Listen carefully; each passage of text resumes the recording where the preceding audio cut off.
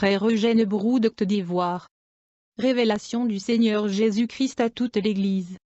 Que le Seigneur vous bénisse, Église de Dieu. J'ai été invité le matin du dimanche 6 janvier 2002 par mon frère, le prophète Richard, à prêcher dans son assemblée à Bobo. La veille, vers 4 heures du matin, j'ai été réveillé par le Saint-Esprit, j'ai donc obéi au Saint-Esprit. Après avoir prié pour moi et ma maison, j'ai commencé à prier pour l'assemblée qui m'invitait. C'est vrai que j'ai intercédé pour cette assemblée, mais j'ai prié pour recevoir des révélations du Seigneur à propos de cette assemblée, afin que je puisse leur dire le lendemain. Alors je pensais que mon intervention serait bien remplie. C'est ainsi que tout serviteur de Dieu devrait normalement faire. Je priais en toute humilité. Selon moi, lorsque le Saint-Esprit m'a dit d'arrêter, je t'ai toujours demandé de ne jamais t'approcher de Dieu avec la pensée de chercher à plaire aux hommes, bien que cela soit à peine visible. Vous commettez ce péché de vouloir les impressionner. Tout cela produit de l'orgueil, car utilisation de votre intérêt pour vous-même. Alors priez pour vos frères de manière désintéressée, sans chercher aucune gloire pour vous-même,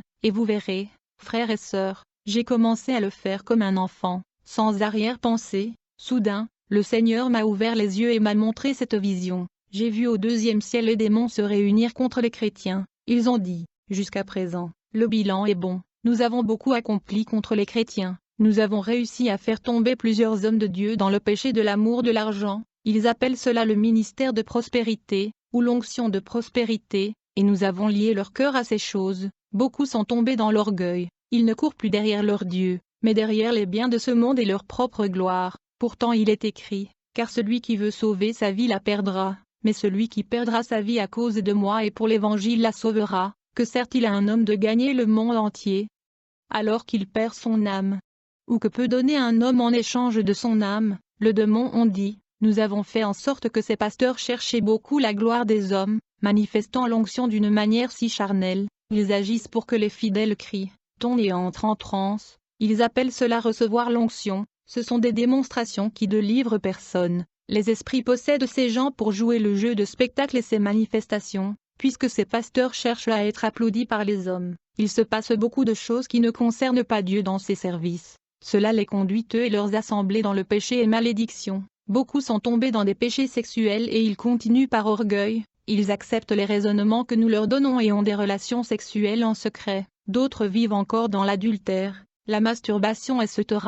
Grâce à nos filles, nous avons réussi à faire entrer les vêtements sexy dans la plupart des églises évangéliques. Ainsi les démons circulent à l'aise parmi eux, et le péché augmente. Pourtant il est écrit, je veux que les femmes se parent de vêtements respectables, de modestie et de maîtrise de soi, pas de cheveux tressés ou d'or ou de perles ou vêtements chers. Plusieurs églises prétendent être les meilleures et prétendent que nous devons nécessairement leur appartenir pour être délivrés et sauvés. Église de Dieu, ce que j'ai vu ensuite était affreux. Ces hommes de Dieu, pasteurs et chrétiens, étaient tous enchaînés dans un grand filet, et ils étaient tous dans le camp de ces démons. Beaucoup étaient vraiment initiés à la sorcellerie. J'ai vu le Seigneur Jésus se lever et combattre avec ses anges car Satan et son armée se préparaient à attaquer sérieusement l'Église. Le Seigneur a dit, tu veilles souvent sur ta patrie et intercèdes pour elle. Tu fais bien, mais fais-le aussi pour l'Église et prie pour elle, pour son réveil et pour la mission d'évangélisation que je lui ai confiée. Si tu ne te lèves pas pour combattre par le sang de l'agneau,